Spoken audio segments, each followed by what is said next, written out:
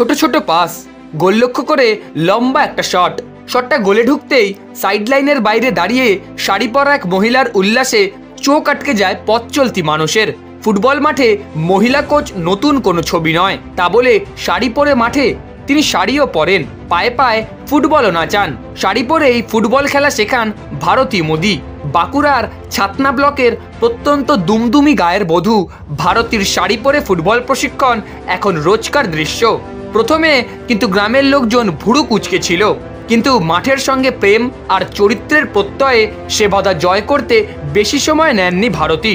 সেই প্রত্যয়ই তার পায়ে পায়ে তৈরি মেয়েদের টিমটাকে কলকাতার মহিলা ফুটবল লিগ পর্যন্ত তুলে এনেছে।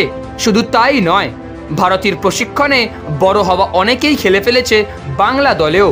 সাধারণ এক আদিবাসী পরিবারের বধূ ভারতী বৈবাহিক সূত্রে এসেছিলেন বাঁকুড়ার গ্রামে। ছোটবেলা কেটেছে বর্ধমানের এক আদিবাসী গ্রামে। স্কুল জীবনে ভারতীর ভালো লাগতো অ্যাথলেটিক্স, দক্ষতাও ছিল, কিন্তু প্রথাগত প্রশিক্ষণ ছিল না। তা সত্ত্বেও স্কুল স্তর পেরিয়ে ব্লক, তারপর জেলা স্তর ডিঙিয়ে রাজ্য স্তরের 800 মিটার দৌড়ে তৃতীয় হয়েছিলেন। এসবের মধ্যেই মনের ভিতর লালন করেছিলেন ফুটবলার হওয়ার ইচ্ছে। প্রত্যন্ত জামগ্রামের মাঠে সমবয়সী ছেলেদের সঙ্গে ফুটবল খেলতে নেমে পড়তেন। বল তৈরি হতো পলিথিনের ব্যাগ দড়ি দিয়ে গোল করে বেঁধে, তারপর কিভাবে যেন জুটেও গিয়েছিল একটি চামড়ার বল।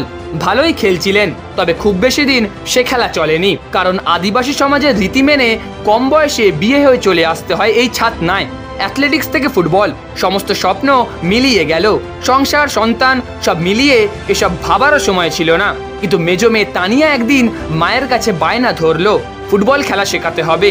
সালটা 2009 সাল। স্ত্রীকে উৎসাহ দিয়েছিলেন শক্তিপদ মোদি, পেশায় স্বাস্থ্য দপ্তরের কর্মী, তারও নেশা ফুটবল।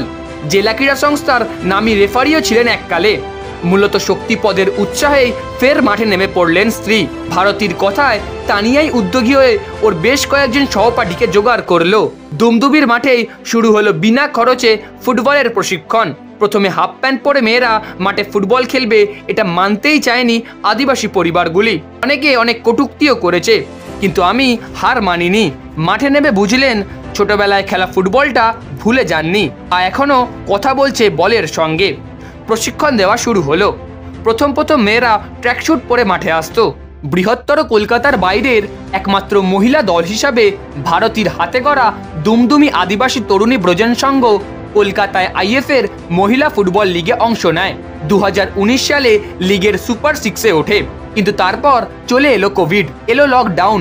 2019 সালের পুরুলিয়ার জেলা পুলিশ আয়োজিত সৈকত কাপে রীতিমতো মাঠ কাঁপিয়ে চ্যাম্পিয়ন হয় ভারতীর দল। চ্যাম্পিয়ন দল হওয়ার সুবাদে ওই দলের 11 জন মহিলা ফুটবলার সিভিক কর্মী হিসাবে কাজও পান। তবে সেখানেই থেমে থাকেননি ভারতীর স্বপ্নের উড়ান। ভারতীর কঠোর পরিশ্রম ও নিখুঁত প্রশিক্ষণের ফসল তার নিজের 2 মেয়ে। তার দলের 5 জন এখনো পর্যন্ত বাংলার হয়ে জাতীয় স্তরের ফুটবল খেলেছেন। 2009 সালে খেলেছেন কেয়া মোদি।